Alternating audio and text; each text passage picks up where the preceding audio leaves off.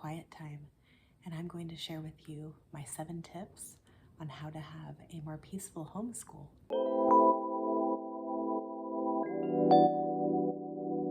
Hello, and welcome back to our homeschool table. My name is Jerilyn, and I'm a mom of 3 kids, ages 9, 3, and 9 months old. Today, I'm going to be sharing several tips about how to have a more peaceful homeschool. So my first tip is to have a good nighttime routine. I know you've heard it a million times, but the first thing is to have the table cleaned up after dinner and have one of your children wipe the table down. After the kitchen has been cleaned up and closed down by getting the dishes loaded in the dishwasher and started, wiping down all the counters, getting the coffee made, things like that. And for me, I can't stand crumbs on the floor. I vacuum at nighttime if I can. These things really help me to be able to start the morning without having a whole bunch of chores to do. And then last, to lay out your homeschool materials that you'll be using first thing in the morning.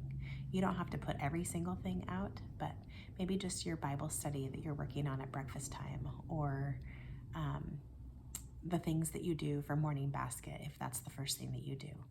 So just getting those things laid out so that they're ready to go. And that leads into my second tip, which is to have everything in easy reach, whether that's in a basket or on a homeschool cart.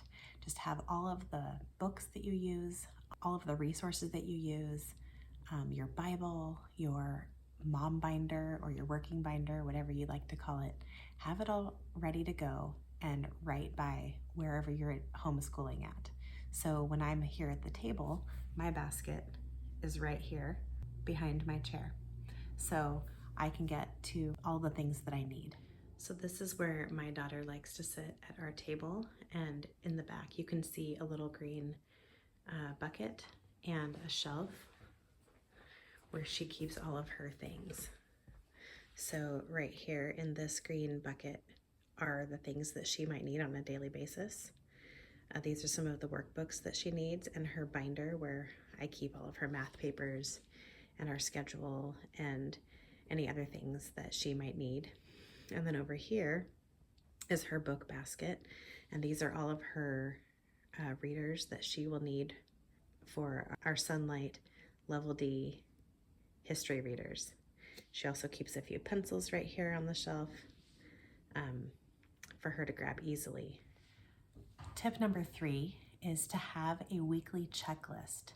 My daughter likes to have her own checklist, and I like to have one for myself as well. So I made our weekly checklist so that she knows all the things that she needs to do on Monday and Tuesday and so forth throughout the week. She's able to get all of her things completed for the week without much help from me. Obviously, there are subjects that we do together, but she knows what her independent assignments are, so she can get those completed on her own. My 4th tip is to have a plan for your little kids. So I have a 3-year-old and a 9-month-old now. They are quite busy, and they're on their own little schedules that are not necessarily on my schedule.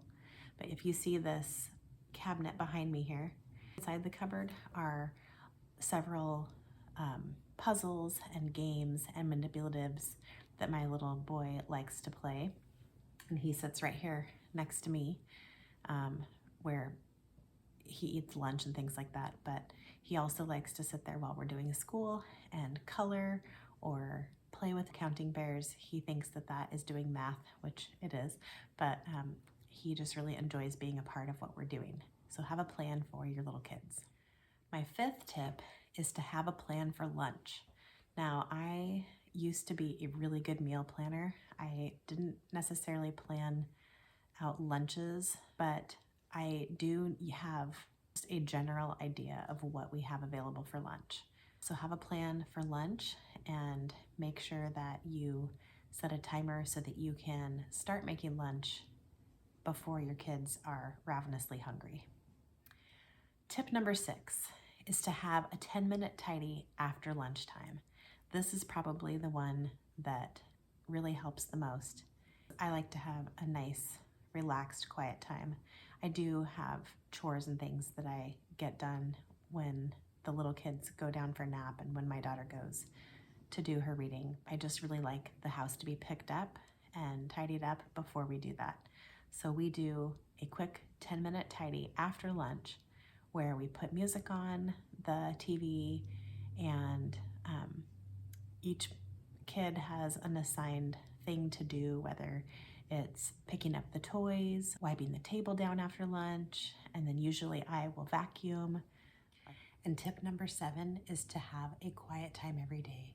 After you get all of your work done, from tidying up and all of your homeschool work is finished for the day, have a quiet time, whether the kids are napping or if they're just reading books in their room, but just have that time to do some work or do some cleaning or whatever it is that you need to do. So just keep that in mind, to have a quiet time every day. Thank you for coming back to our homeschool table today. If you have any questions or comments about what you do to enjoy peace in your homeschool, please let me know. I am very interested to know what other people do so that I can make our homeschool better as well. Thanks for watching and have a great day. She knows what her independence